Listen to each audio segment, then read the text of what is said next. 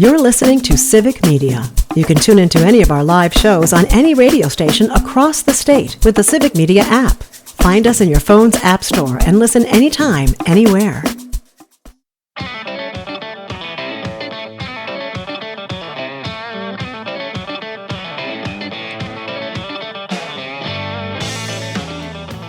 What's up, Wisconsin? This is Raised in Wisco. I am your host, Joel Clayfish.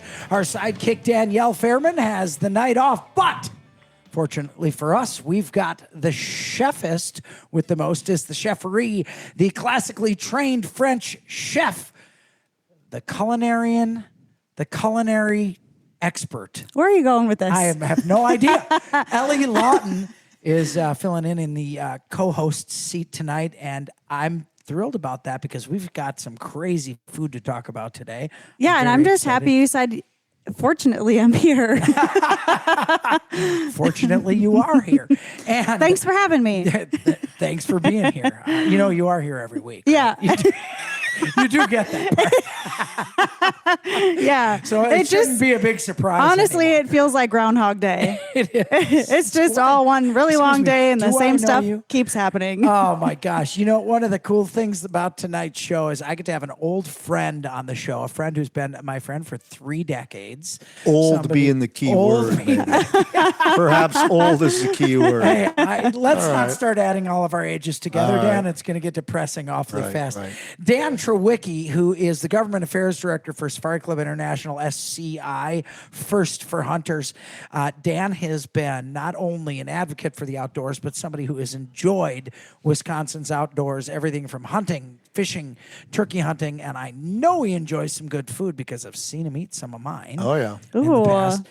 But Dan's here because we have an extremely topical night for tonight that I'm very excited about. And before we get into that, I want to talk about the weekly Wiscos. Our weekly Wiscos are what we did in the outdoors this past week, and we've got a couple firsts tonight. Now, Jacob, the guy who runs the joint from the Fish Bowl, is helping us out. Jacob, did you have a good week? I did have a great week, Joel. Do you want to hear about my Wisco? I want to hear about it. We're going to get to that. Everybody I'm just slow so down excited. This is very exciting. I can't handle it. I'm very eager to Wisco it up. Jacob's Wisco of the past was, I was outside of the radio station, and I think I saw a squirrel. So it's not a real high bar. But it's his studio hikes. It is his studio hikes. Jacob, what do you got? I feel like you got something exciting. I do have something exciting, Joel, because this week I actually did see a little piece of nature for sure, not just maybe a squirrel. Okay. I saw something. All right. My family, we have had for the last week a mama duck laying its eggs in our bush out front. And we were very excited about that. Precious. That's awesome. That is mean, absolutely awesome. A dozen of the biggest, fresh from the grocery store eggs out of this duck right in front of our house.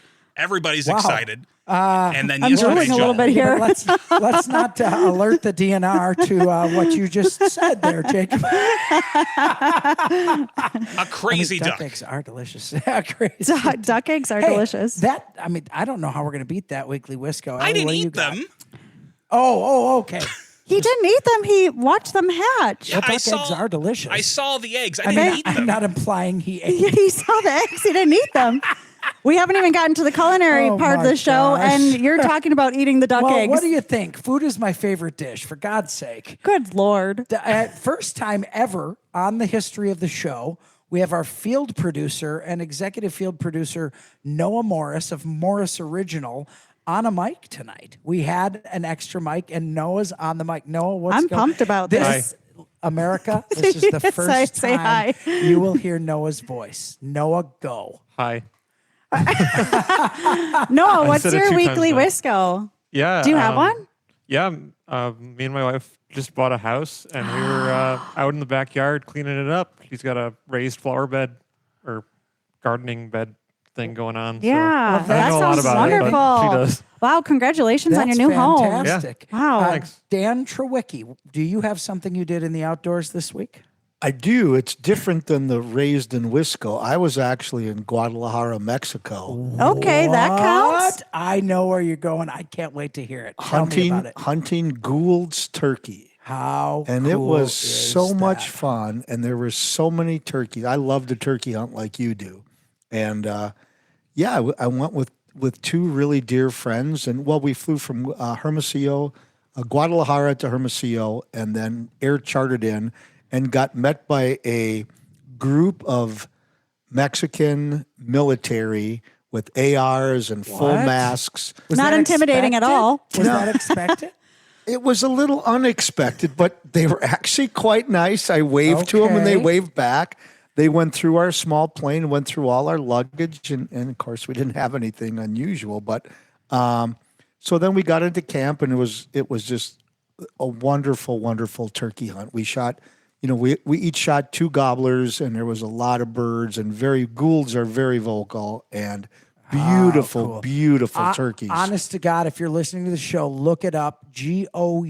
It's a subset of a Miriam, correct? Yeah, I think so. It looks exactly like it looks exactly the same as our Easterns here, but their fan and tail is just much lighter, dramatically lighter in Like color. a white edge almost. Yeah, on it's it. beautiful. It's closer Just to a beautiful. Miriam's than anything, They were smaller birds. We weighed them like 16, 17 Okay. pounds. Big spurs, long beards, but sort of skimpy beards, but super fun. Just beautiful. Well, okay, this is gonna. I've got that's a couple really good questions. one. Yeah. So, real quick before we leave this topic, Dan Trewicki is former law enforcement, and you know what they say: once law enforcement, always law enforcement. Is former sheriff of Waukesha County. Right. So, if you're listening to us on one of the 21 stations in the Civic Media Network, you know that. Raised in Wisco can be heard on a station near you Saturdays at 11. So no matter where you are, you can hear it. Dan Trewicki was the sheriff for quite a while of Waukesha County. So here's my question. You land in Mexico. You're met by La Policia. It was intimidating who at is first, for sure. Somewhat it's kind of a guerrilla state there a little bit. Oh, yeah, no They've doubt. got guns and they're dressed in kind of guerrilla fatigues, I'm guessing. I've seen pictures. With black masks, masks on? just basically their eyes stuck out. And they were not shielding themselves from COVID. No, not at all. Not that kind of mask. No. They were not wearing N95s. Let's just put it Yeah. that way. Do you, in that scenario, do you let them know you are law enforcement from the United States? Or doesn't that come not up? at all. I mean, I just try to go with the flow and like sort of like I wave to them and like they wave back. Okay. And we actually at one point asked if we could have pictures taken with them, and they sort of conversed back and forth. And they were like, yeah, you can have pictures, and so that was interesting. And so fast forward to we're in camp. And as you know, like I'm a runner, and I had my running You stuff only with run me. 1,000 miles a week, so Yeah. you're definitely a hobbyist. So I said to the outfitter, like, is it safe to run here? And he was like, what do you mean? And I said, like, from the cartel, like, will I run into bad people that will like kidnap me and take me for ransom? He's like, no, there's no cartel around here. You're safe. And so I ran Did you feel safe?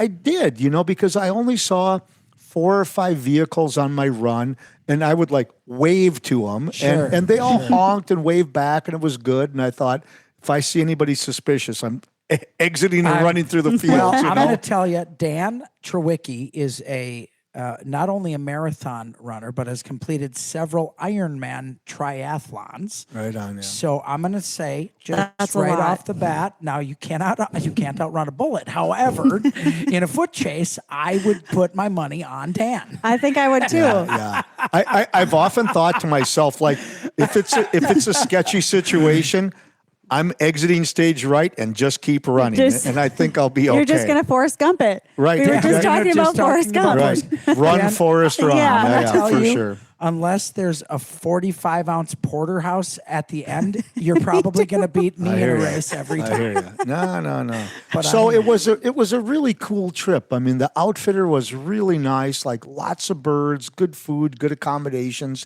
and it was a trip we bought at a Safari Club banquet. Cool. That's neat. So that was super. I've done that before and had some pretty neat hunts. Yeah. It's you have to know what you're bidding on, but it was. So I went with John Miller and John's brother Jeff. So it was super fun. Oh, great. And you guys were all successful. That was cool. You called in birds. My weekly Wisco is a warning. It's a weekly Wisco warning.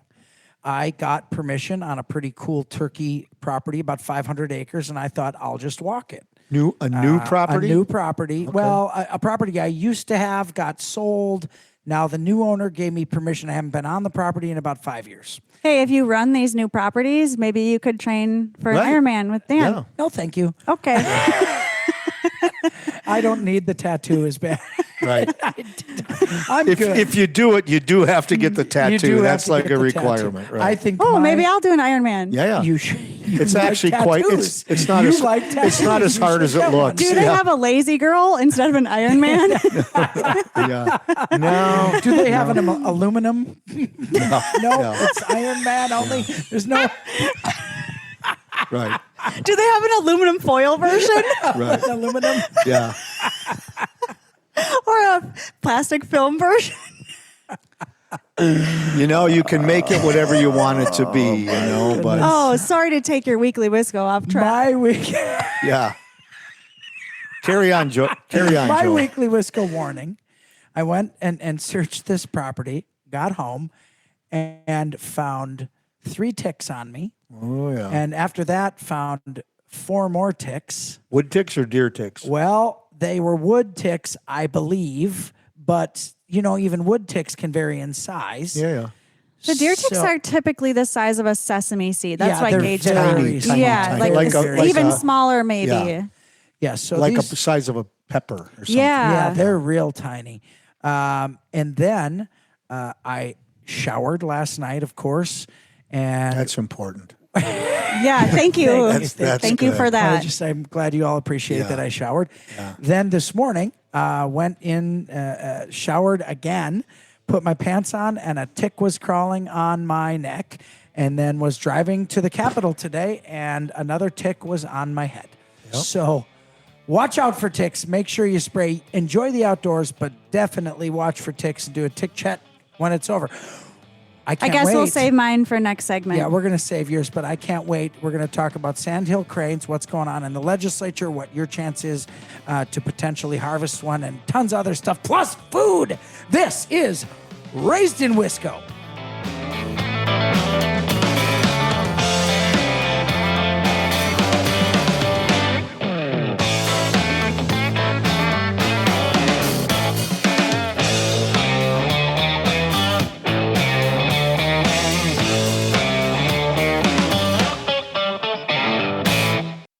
You're listening to Civic Media. Stay up to date on the latest news and information for your local community and Wisconsin by signing up for our free email newsletter. Visit civicmedia.us/email to get started.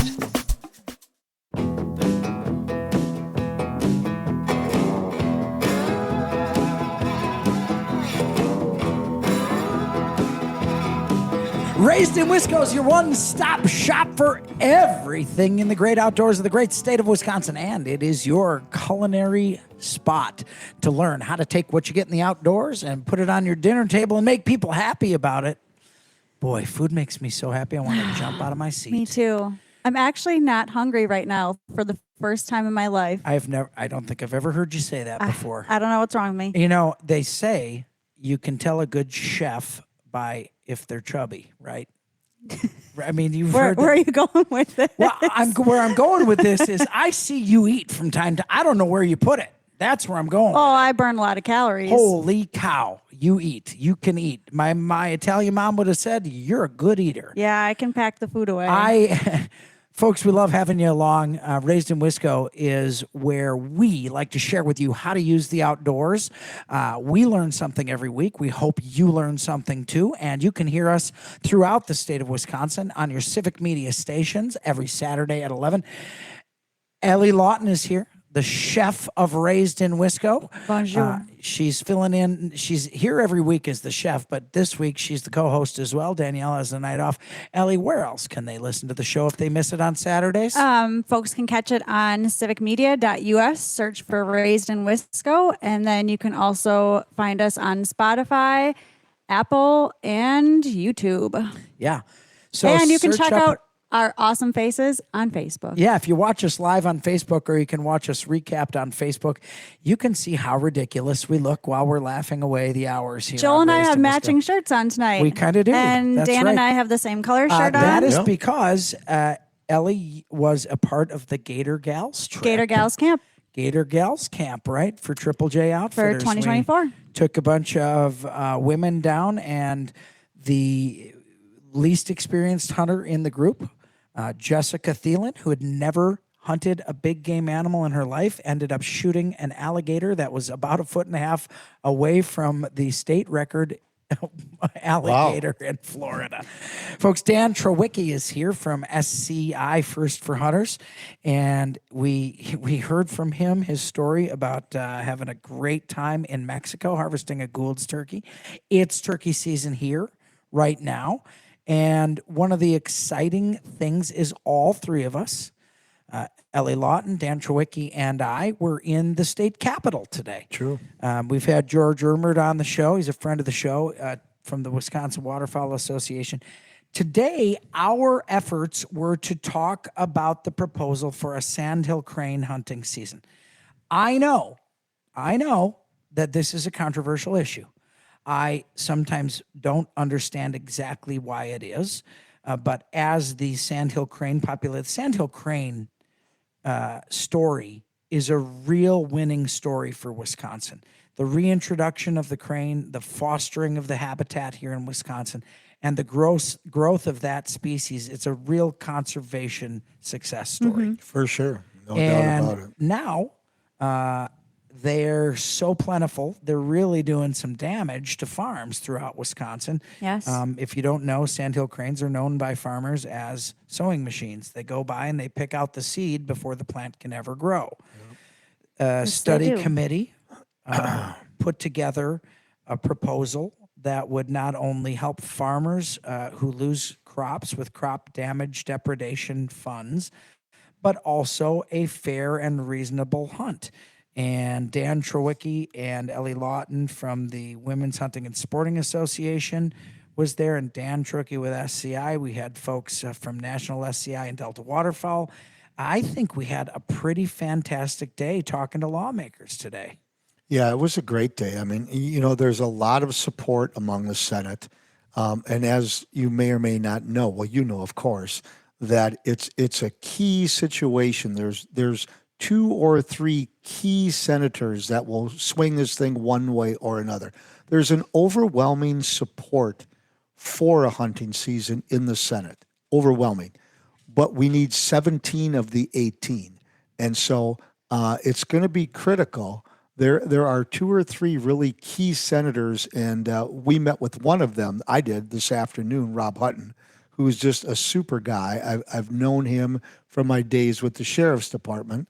Rob was our county board supervisor, Village of Sussex supervisor. So I met with Rob a little bit this afternoon. Lucky to see him in his office and his staffers. But I think it's going to be an uphill battle, but it's a battle that could be won. And I think, Joel, nobody knows it more than you, that you were the one who first introduced this bill 14 or 15 years ago. And so some people don't know it, but a lot of times, while you may not have initial success, you might have success later because it's now on the agenda. They on the know radar they screen. know about it. Exactly. No doubt about it. So yeah, we had very, very positive feedback today. Yeah, we're going to talk about some of the pros and cons. I want to talk about some of where on this show we laugh a lot, but we also talk about some fairly serious issues.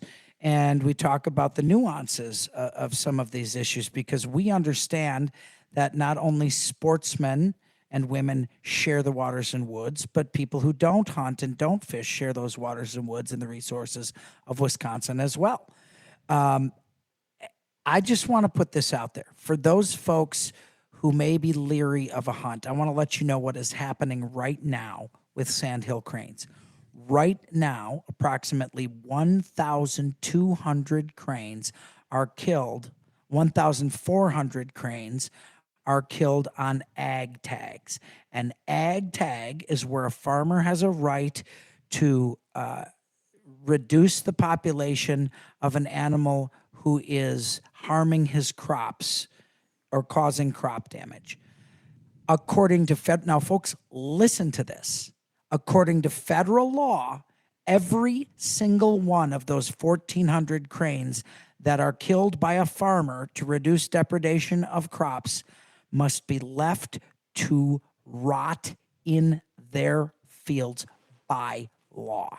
Yeah, they cannot be touched. And Correct? since this program began, 10,000 birds, 10,000 In birds, Wisconsin. exactly, have been harvested, shot, and left to rot in the fields. That to me is a travesty. It is. That turns my stomach. That hurts me. I mean, think about all the resources, the food. I mean, there's so many things you can do with a bird, right? We have got, frankly, as the lead, I was the lead author of the turkey donation bill.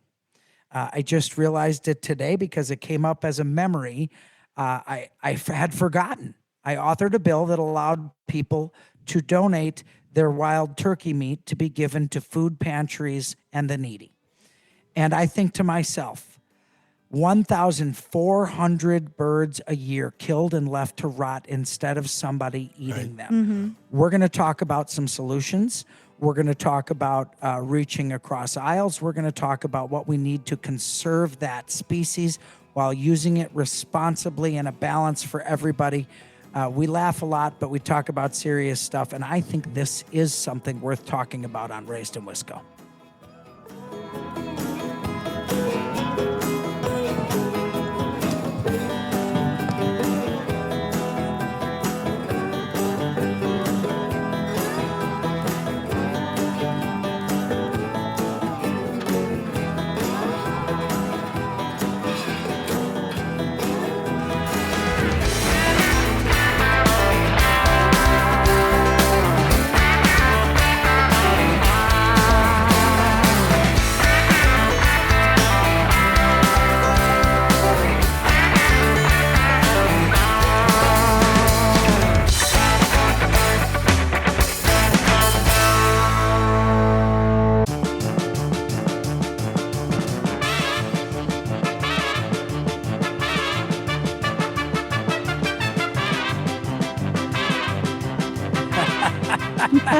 Whoa, if that doesn't fire you up, I don't know what does. Welcome back to the circus, everyone. Welcome back to Raised in Wisco, your three-ring circus. I'm your ringmaster, Joel Clayfish, alongside Chef Ellie Lawton. And Box jumper, if you will.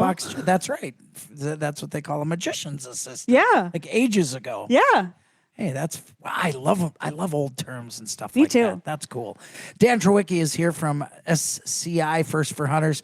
The three of us spent the day, if you're just joining us, at the state capitol talking about the sandhill crane issue. Wisconsin's population of sandhill cranes has grown so inordinately that they're causing more than $4 million in damage to farms across the state of Wisconsin.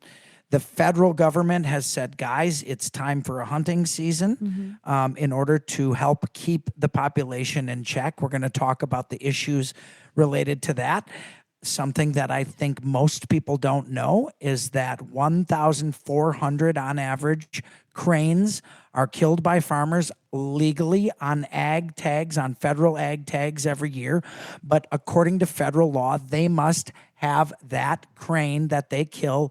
They must not be able to touch it and leave it to rot in their fields. I think this is a travesty. I think it's sad to me. We have a wild turkey donation, venison donation in the state of Wisconsin. This is meat that can be used for the needy, for food pantries. It can be harvested and eaten by It's farmers. a phenomenal meat. It's a phenomenal protein source, high in protein, very lean, excellent to eat, organic.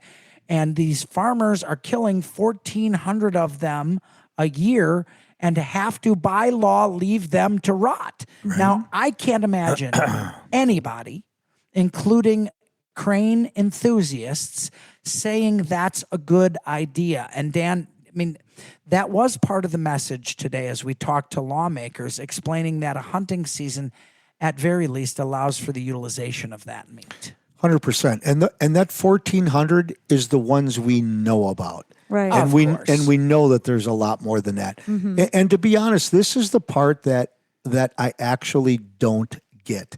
So, we as hunters, me as a hunter, it's like, yeah, let's have a hunting season. It makes sense.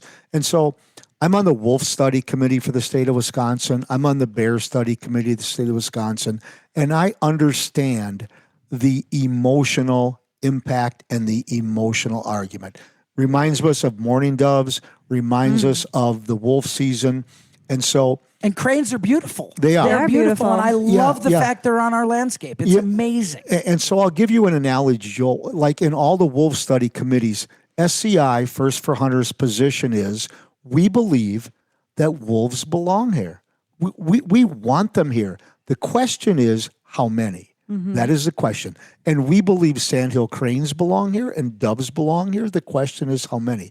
And so while my argument and your argument will be as pro-hunters, and a non-hunter's argument is typically to be an emotional argument, what I always, and this is what we all went to today, is to say, what does the science say?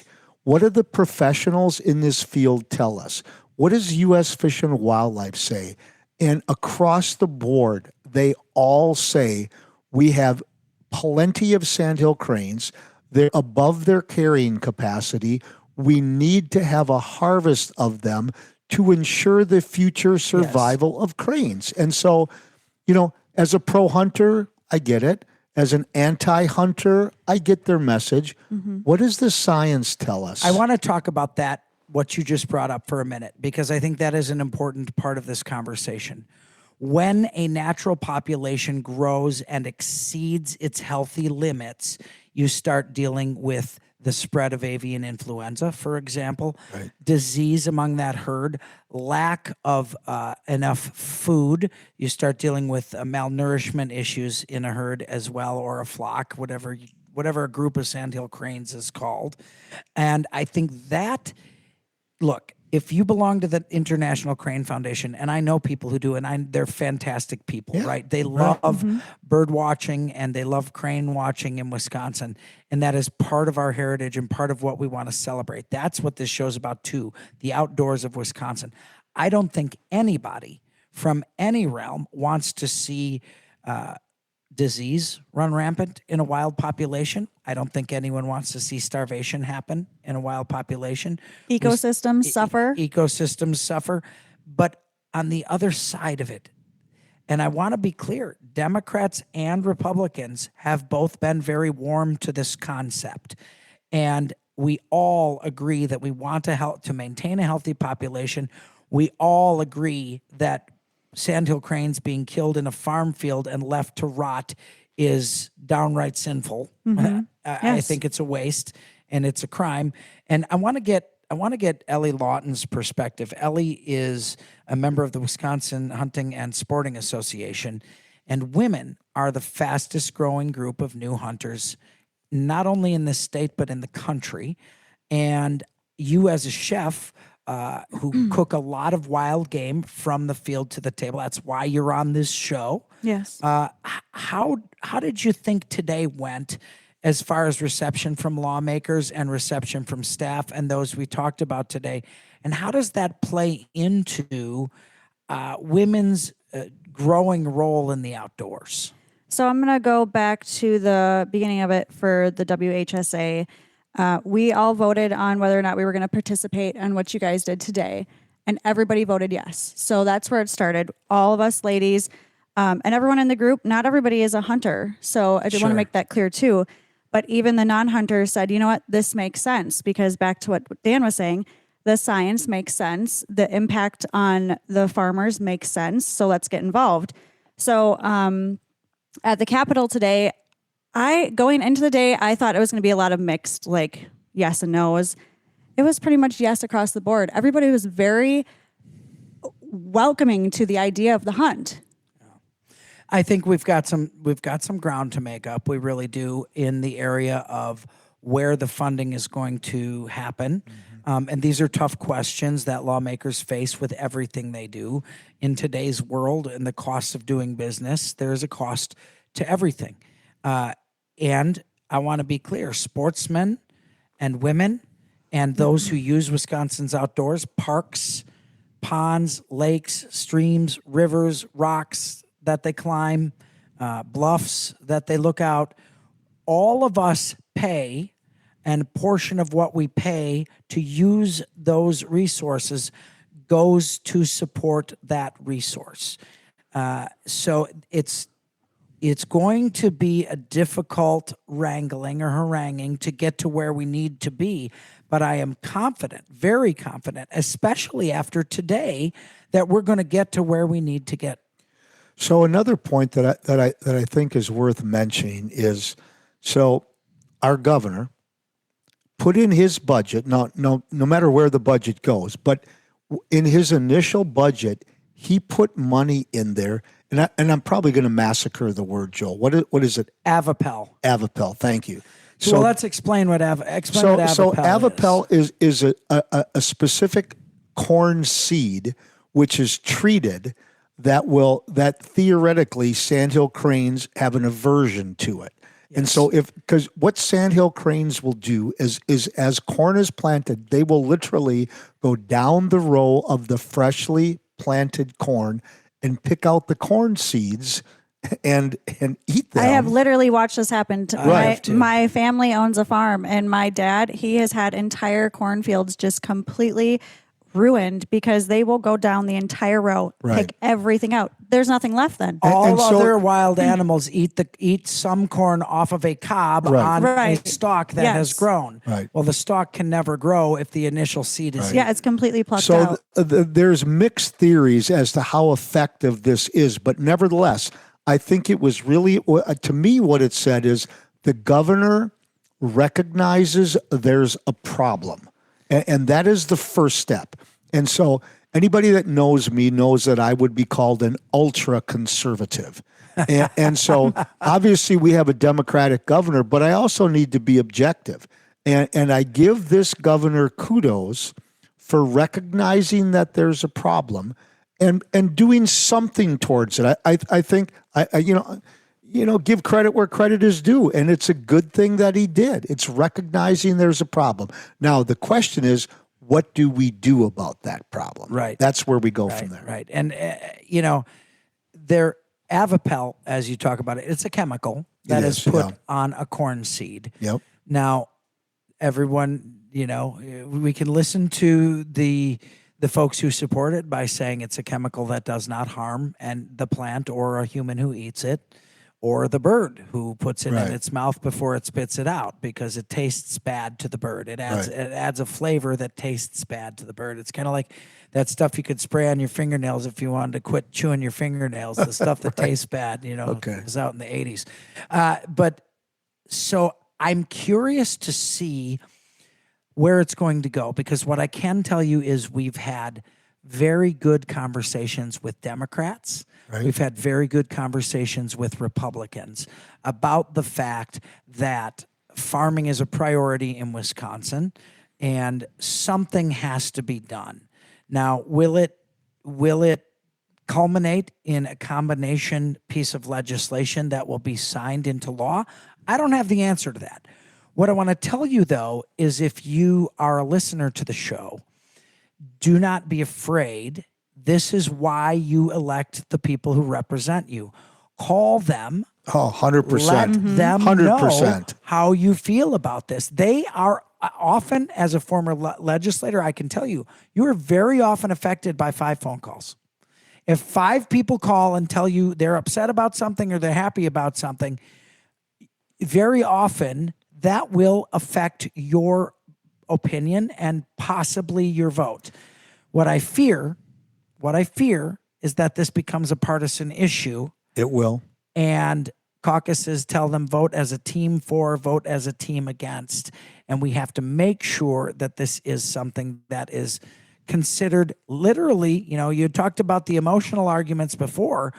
Well, as far as an emotional argument goes, this should be voted on from the heart for what is best for sandhill crane populations and the farmers of the state. It should be voted on based on the scientific data that the professionals tell us we should do. The other thing I'll say, Joel, and you're 100% right. So Avapel is good for corn, but that is only half of the problem. The potato farmers and all the other farmers are affected as well. Farmers. And so that is only a corn product. And so it theoretically helps them, but there's many other of our farmers in the state and across the country that are affected that Avapel does absolutely nothing for because it's not part of their seed process yet. Yeah. So that is And true. I learned today, I thought it was interesting. I didn't know the numbers on this. So there are 20 states in the U.S. that have a sandhill population to hunt, and 17 of them already have hunts. Yes. Wisconsin is obviously not one of them. So they're already managing these populations and all these other states to avoid these issues or at least have a better control on them. At very least help the issue. Correct. Right. I mean, you can't solve everything. You're not going to solve everything with this bill.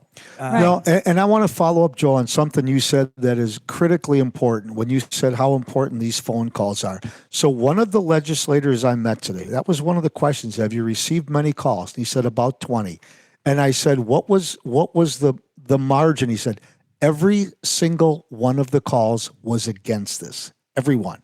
And this goes back to hunters and outdoorsmen not voting in some of our regular elections. Yes, not very getting low involved, voter turnout among which was a shocking thing to me when I first got involved because people, when I found this out, I would say, everybody, all the sportsmen's friends I know vote, and they simply don't. And so SCI, First for Hunters, that's one of our main platforms, has been not necessarily who to get out to vote for, but to vote.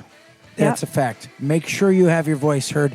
I am really excited because we're going to talk about food. Chef Ellie Lawton is here.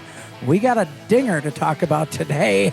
This is Raised in Wisco.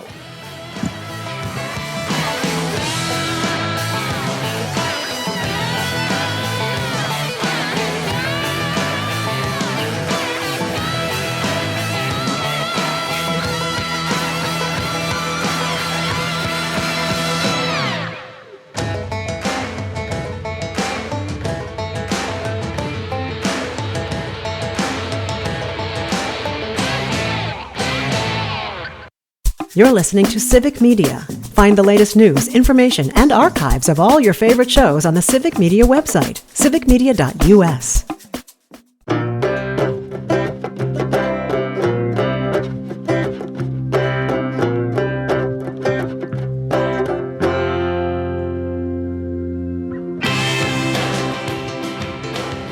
Chef Ellie Lawton.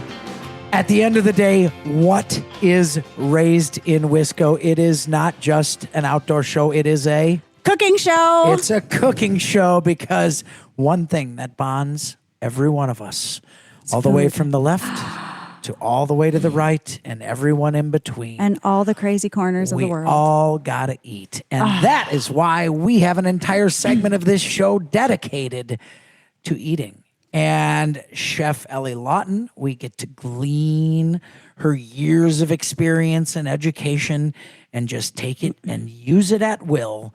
Just run with it. Are we talking about today, Chef Lawton? Okay, this is a lot. So you're a lot. You so skipped that over surprise me. You skipped over my weekly Wisco. We got awfully excited and heard about out, Dan's turkey hunt. So it worked out great because we're going to talk about my weekly Wisco and then we're going to talk about the things I made from my weekly Wisco. Okay. So my weekly Wisco is I hosted the WHSA, the Women's Hunting and Sporting Association foraging event out at my house at the EL Buck and Horse Ranch. Awesome. And our plan was to forage on the ranch and in my woods, and then we were going to cross the road and go into the Southern Kettle. Well, one of our members, Katie, we are so blessed to have her. Shout out to Katie. She is certified in all sorts of levels of foraging, knows everything there is. I mean, she can look at all the plants and the trees and be like, yep, that one is, this is that. And you can make teas and tinctures and it's good during the fall. She knows all this stuff. That's fascinating to me. Oh my God. We were just soaking up all of her knowledge. So not just morel mushrooms, which is what the rest of us. Correct. Everybody's out foraging morels, and we had bags of stuff. So we never left the ranch. We ended up foraging probably about 15 or 16 different items. What? It blew. Like what? I'm like, how have I been walking around this place every day and not seeing? Like, I didn't even know. So it was crazy. So Joel, do you know who would be absolutely perfect for this group? Is my daughter, Abby. Have her Is she a join. forager? I mean, oh my goodness. Have her join the she's Wisconsin- a mushroom hunter, not just morels, but she's got this whole idea that's just super. She would love something Well, you like got to this. tell her about this group because unlike places that don't have mushroom, they'd be happy to admit her. Yeah, yeah. Oh boy. There's the dad joke. Jacob, sorry about that. Jacob, it was just okay, right? The show was almost over, Joel. Did you I know. Well, I can't help it. I'm such a Almost fun made it. guy. Oh boy. Okay. Abby would really benefit from this, and I think she would love it. Well, we should have her join. Yes. So I will let everyone know if they'd like to join. You can visit the Women's Hunting and Sporting Association's Facebook page. We have an event and a meeting the first Tuesday of every month. There's different locations, different host areas or venues. So you can look on the page and see the next one will also be hosted at the EL Buck and Horse Ranch. And we are doing wild game cooking. So that is super exciting. perfect. Joel is actually a I'm member. Dan, so of the you Women's can. Hunting and you Why Sporting would I? That does Association. not you do- surprise me. Dan, anyway, I think you should join. But don't you have to be a woman? No, anybody can join. Really? It's going to be Okay. great. No, Go you figure. Don't, you don't So- need to be a woman to join the YMCA, do you? No, I guess Oh, Or not. a man. goodness. I meant Okay. a man. You- Okay. All right, well, let's talk about food here. Yeah. Yes. So our foraging event was amazing.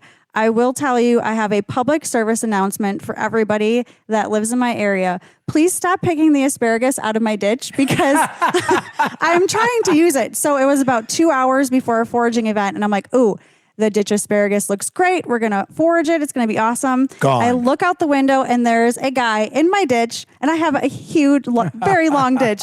And he just goes through and picks all of it. We did not find any asparagus. So then this he morning. must be good at it too because asparagus is tough to see. Yeah. He knew it he's- was there. He's not such a fun guy. I will tell you that.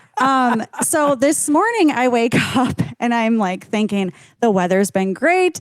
I'm going to pick some asparagus today. I look out and there's somebody in a yellow rain jacket walking down my ditch, picking all the asparagus. So people, please leave my ditch alone for at least a week. Let me get one spear of asparagus.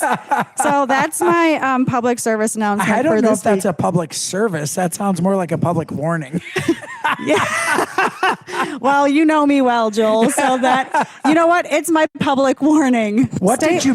What stay were off my some asparagus. of? What were some of the things that they foraged that I don't obviously know about, and what did you do with it? Okay, so I'm going to talk about 2 quick recipes of things that we foraged that I had never worked with before. I didn't even know existed. So the first one is called wintercress.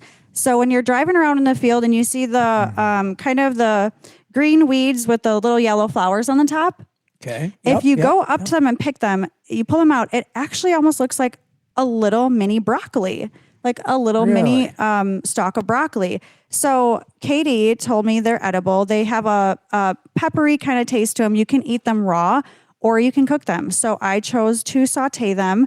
I kept it super simple. Olive oil, salt and pepper. It didn't really need the pepper afterwards, so I learned that. And I ate it like that. And then I also sauteed some pheasant back mushrooms, sliced up with that. I did forage those earlier that day, and I have had pheasant backs before. They're fantastic.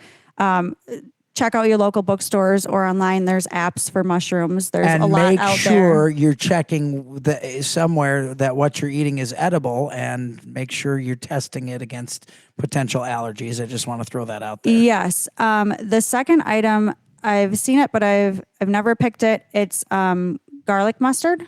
Garlic. Yep, garlic mustard. Yeah.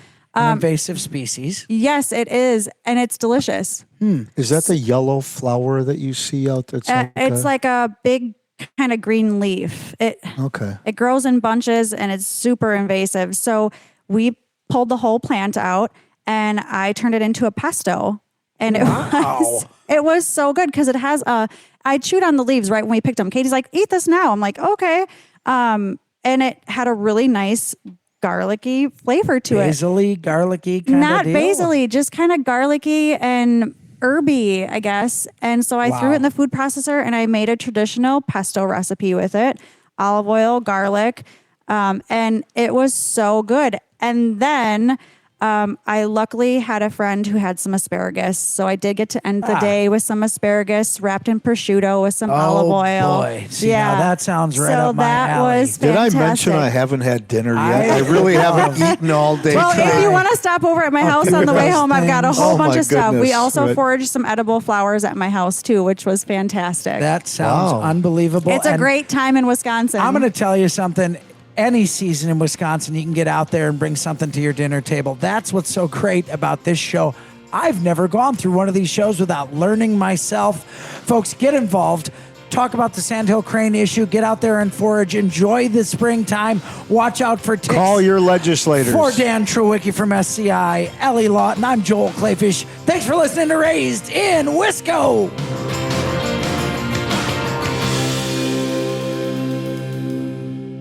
The national news cycle never stops, but it can be hard to find news about your local community. Civic Media is dedicated to providing quality local and state news coverage across Wisconsin. With the Civic Media app, you can get notifications about local stories that matter to you and your community. Find the free Civic Media app in your phone's app store and choose notifications from the menu to tell us what kind of news you want to hear about.